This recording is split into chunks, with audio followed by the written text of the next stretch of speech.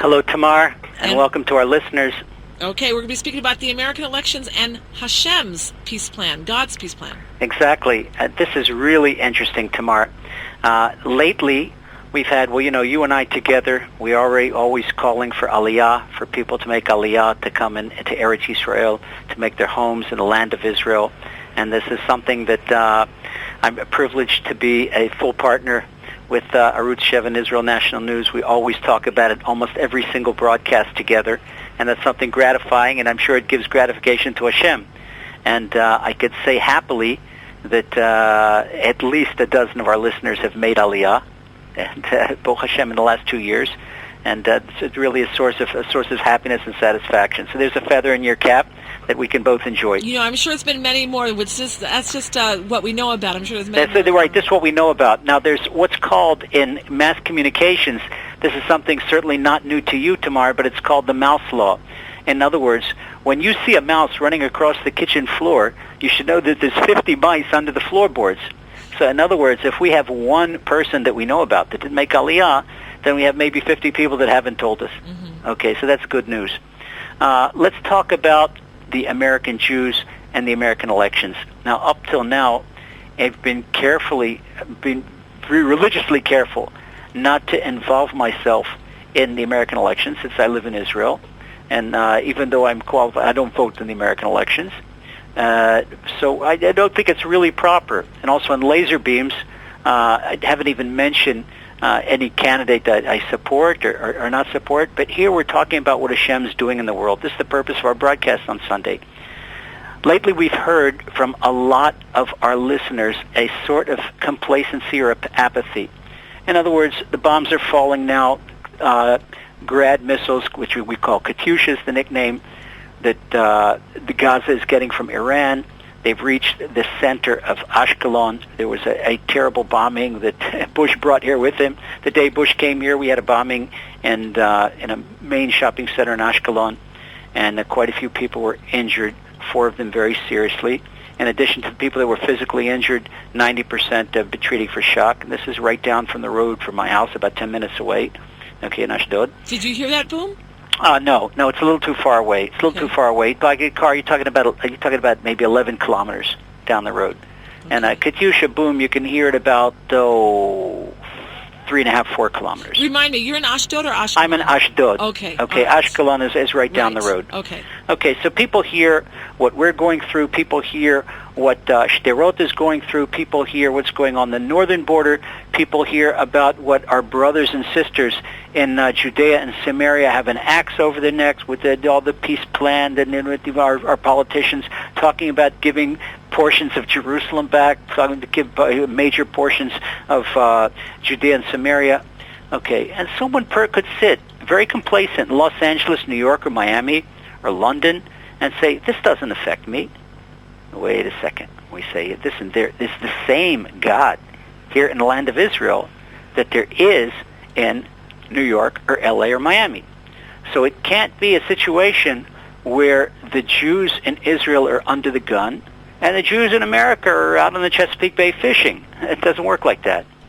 So what happens? I see the entire American elections as a wake-up call, and I'm going to wake-up call for American Jewry. Now here's what's happening. This is the way I see it today. Barack Obama will win the Democratic election, and it looks like he will win the total election, the American election. In other words, America's next president will be Barack Obama. Now I encourage Americans to think twice about that. Barack Obama has refused to put his hand on his heart when they play the national anthem. Barack Obama has refused to wear an American flag pin on his cup. He does things that America stands for. He's refused to do. He's considered the liberal politician, the most liberal politician in the Capitol. Now, let's look at his profile. Senator Barack Obama, he's a rare politician. We should mention his middle name. Oh, Barack Hussein Obama. Okay, Barack Hussein Obama, who went to Islamic elementary school I think it was 2 years, maybe 3, in Jakarta. He was born of an Islamic father from Kenya, and his mother, if I'm not mistaken, she's American. I think she's an American white woman. Okay, all God's children are blessed, and we're not talking about, God forbid, race one way or another.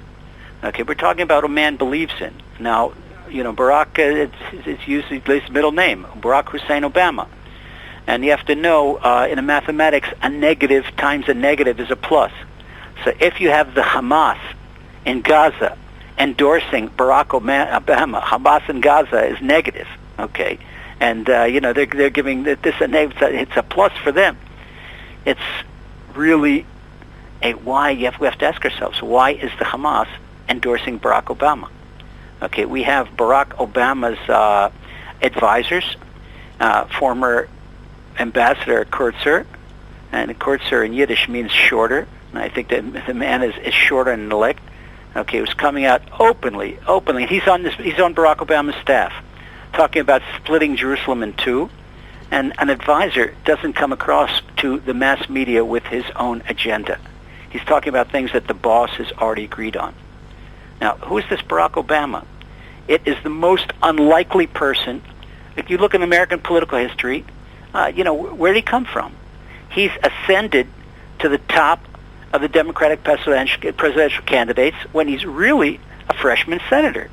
Okay? What the man has got, his voting record is vague. On many things he's been called down on his voting record, and nobody knows about it. It's very vague. It's unclear. And if anything, it's anti-Israel. He's fabricated. He's got this unique life story.